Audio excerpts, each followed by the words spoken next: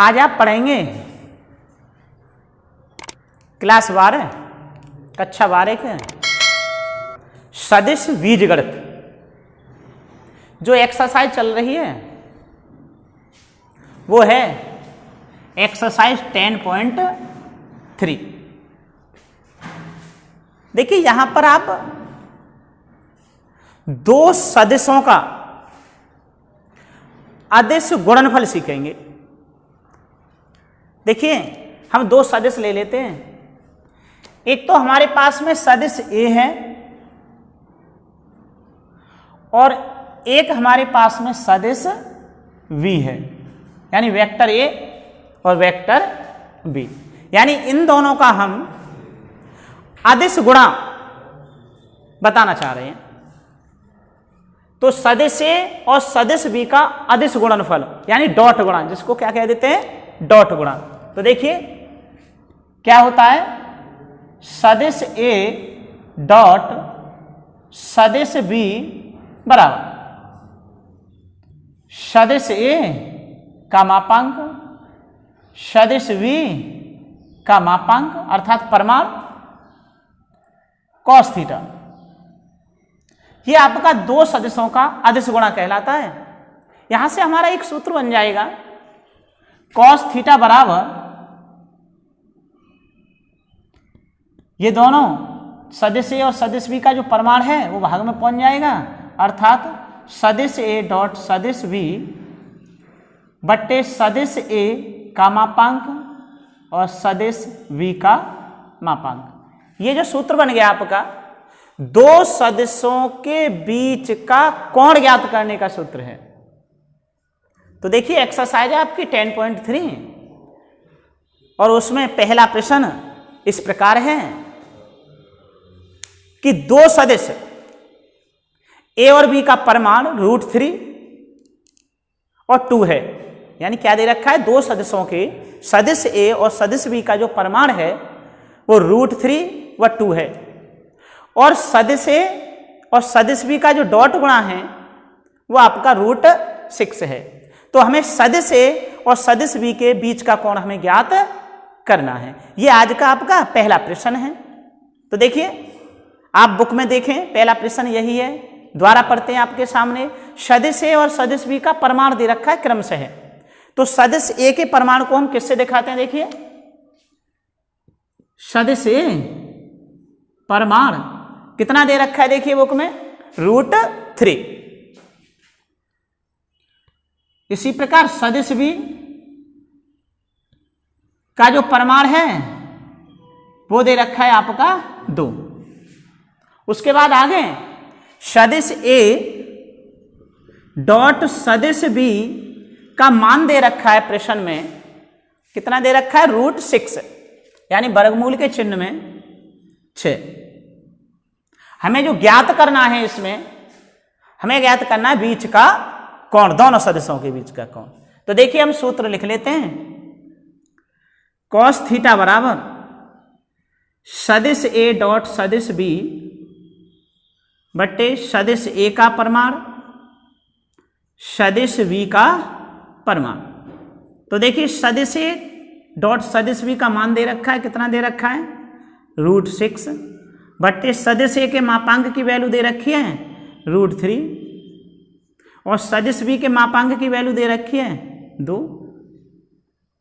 देखिए हम √6 को इस प्रकार भी लिख सकते हैं √3 इंटू √2, नीचे आपका √3 इंटू 2। देखिए √3 से √3 कैंसिल हो गया।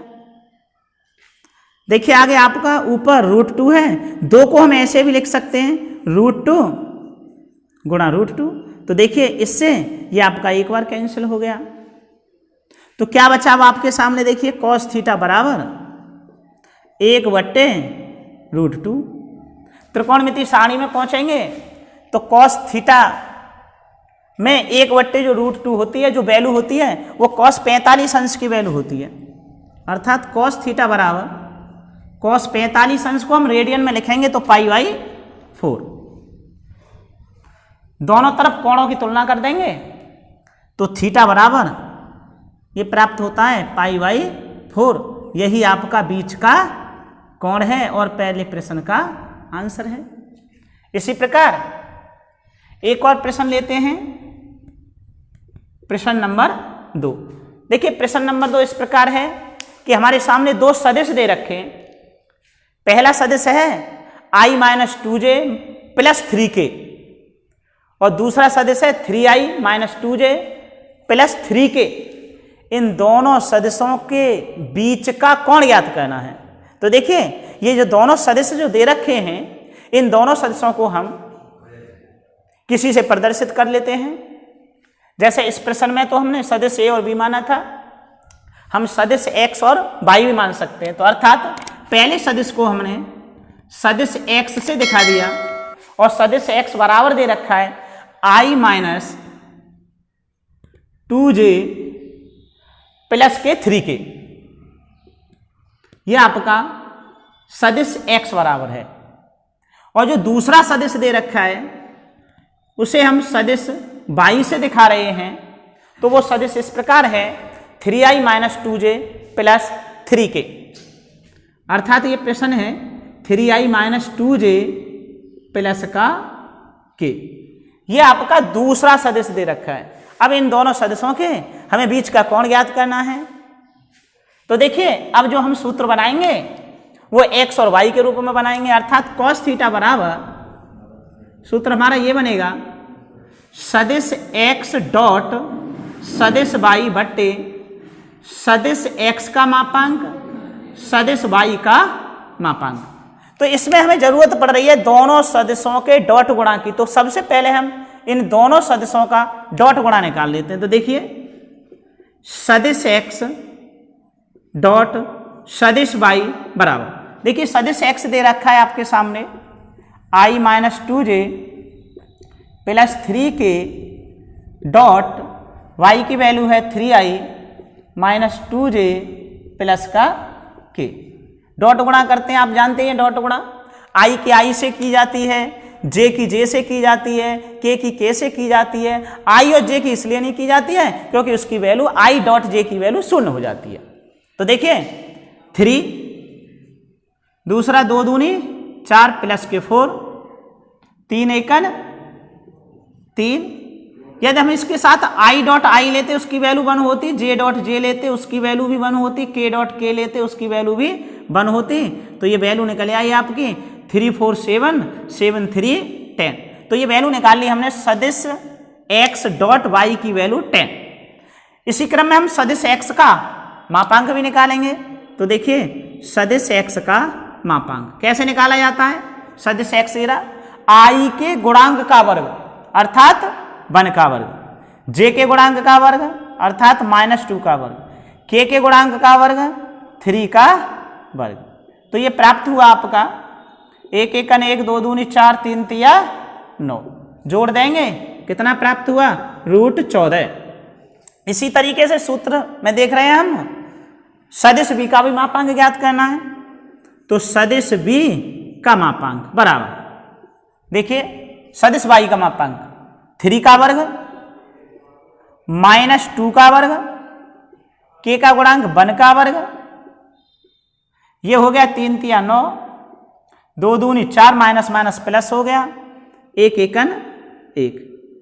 जोड़ने पर ये भी आपका 14 प्राप्त हुआ, रूट में 14। सभी की वैल्यू निकाल ली हमने। अब सूत्र हमारे पास में cos थीटा बराबर सदिश x डॉट y बट्टे सदिश x का मापांक सदिश y का मापांक। वैल्यू रख देते हैं। सदिश x डॉट सदिश y की जो वैल्यू है वो आपकी 10 है। सदिश x के मापांक की जो वैल्यू है वो √14 है और सदिश y के मापांक की वैल्यू √14 है बराबर 10 बट्टे वर्गमूल के चिन्ह में दोनों संख्याओं को बंद कर लेंगे, यानी 14 गुणा 14 बराबर 10 बट्टे इसका वर्गमूल कितना हो गया 14। 2 से ये 5 बार और 2 से ये 7 बार, अर्थात cos थीटा बराबर 5 बट्टे 7। देखिए हमें यहाँ पर कोण याद करना है। cos में ये देखते हैं कि 5 बट्टे 7 किसी भी एंगल की वैल्यू नहीं होती है, इसलिए यहाँ से हम थीटा का मान निकालेंगे तो ये cos इनवर्स में चला जाएगा, तो कॉस इनवर्स 5/7 यही आपका आंसर है। धन्यवाद।